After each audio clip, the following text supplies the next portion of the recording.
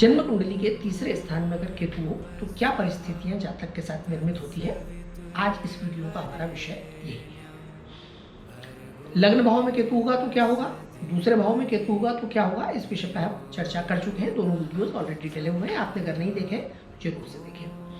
तीसरा स्थान बहुत सारे एरियाज को रिप्रेजेंट करता है, बल्कि मैं कह सकता हूं कि एक सबसे इंपॉर्टेंट हाउस है और किसी भी व्यक्ति की सफलता में बहुत बड़ा प्रतिशत आज के जमाने में तीसरे स्थान का है। किसी भी कार्य को आप किस तरीके से कर रहे हैं, कितना सोच समझ करके कर रहे हैं, कितना फोकस्ड होकर के कर रहे हैं, आपके अंदर हिचक तो नहीं है। बहुत सारे लोगों के जीवन में जो सबसे बड़ी परेशानी होती है वो होती है हिचक।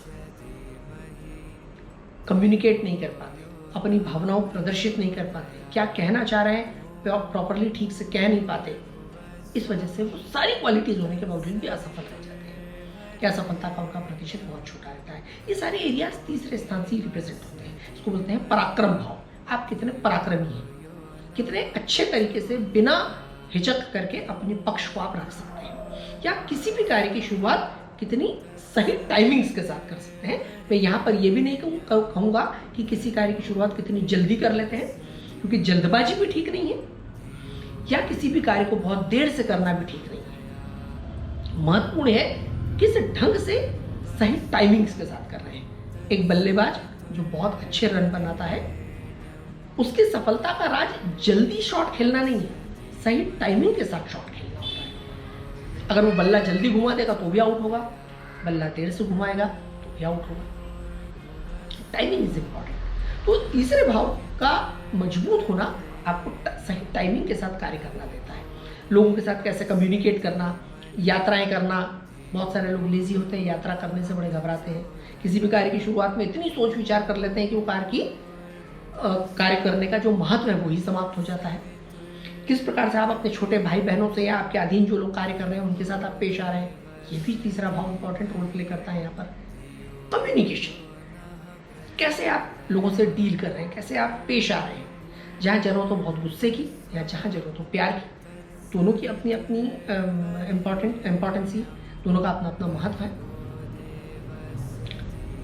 तो तीसरा स्थान इन एरियाज को रिप्रेजेंट करता है। केतु के बारे में हमेशा मैं बात कर चुका हूँ। केतु बड़ा ही डिप्लोमेटिक प्लैनेट है, फोकस्ड है, अकेले रहना सिखाता है, एकाग्रता देता है, पर साथ में अकेलापन भी देता है। किसी भी कार्य को की जड़ से आपको जोड़ता है। ऐसे लोग अगर तीसरे स्थान में केतु है तो किसी भी कार्य की शुरुआत बहुत स्क्रैच लेवल से करते हैं। पहले समझेंगे,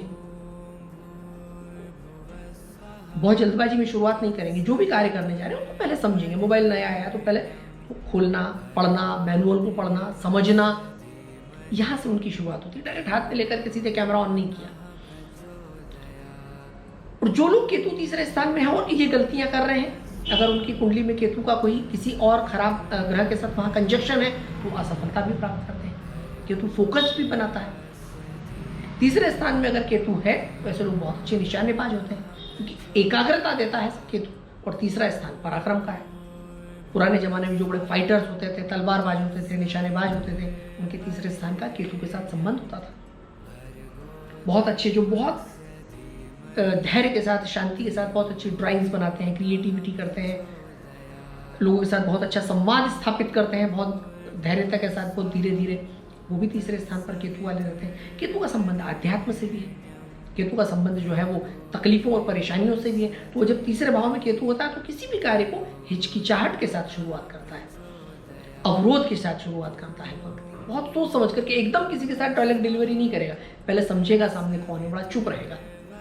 हाँ, अगर तीसरे स्थान में केतु के साथ कोई खराब ग्रह बैठे हुए हैं, शत्रु ग्रह बैठे हुए हैं, तो ऐसी परिस्थिति निर्मित होगी कि उसका कम्युनिकेशन खराब होगा, बहुत जल्दबाजी में कार्य करेगा, बिना सोचे समझे कार्य करेगा और असफलता हाथ लगी। क्योंकि तीसरे स्थान के ठीक सामने वाला जो भाव है, नवा भाव है, ninth house. Ninth house decide करता है कि आपके कार्य का प्रतिफल क्या होगा। थर्ड हाउस जब एक्टिव होता है तो फ्री विल एक्टिव होती है, यानी आप कार्य कर रहे हैं, आप अपनी इच्छा के साथ कार्य कर रहे हैं। नवा स्थान वहाँ भाग्य का सहयोग देता है, वो डिसाइड करता है कि इस कार्य में, यानी आपकी जो इच्छा शक्ति है उसमें आपको भाग्य का सहयोग मिलेगा या नहीं मिलेगा। तो वो तभी मिलेगा जब आप सोच समझ करके एकाग्रता से कार्य करें और उसमें ईश्वर का सपोर्ट हो, क्योंकि केतु धर्म का भी ग्रह है।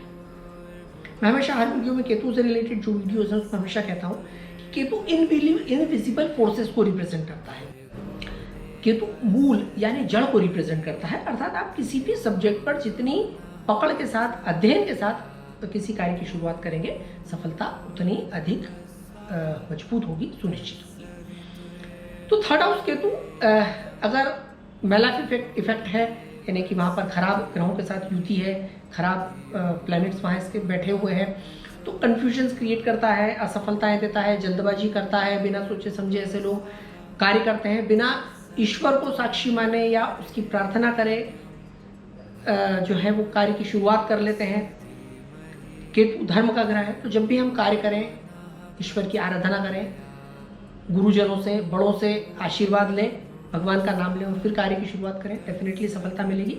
कार्य की शुरुआत मतलब यात्रा करनी हो या किसी भी कार्य को करना हो, संवाद करना हो, तो वहाँ भी हम कुछ जो आवश्यक बहुत महत्वपूर्ण कार्य करने जा रहे हैं, तो वहाँ मन ही मन पहले भगवान का नाम ले, तो कहीं ना कहीं आपको सफलता जो भी कार्य कर रहे हैं उसमें बहुत अच्छी मिलेगी।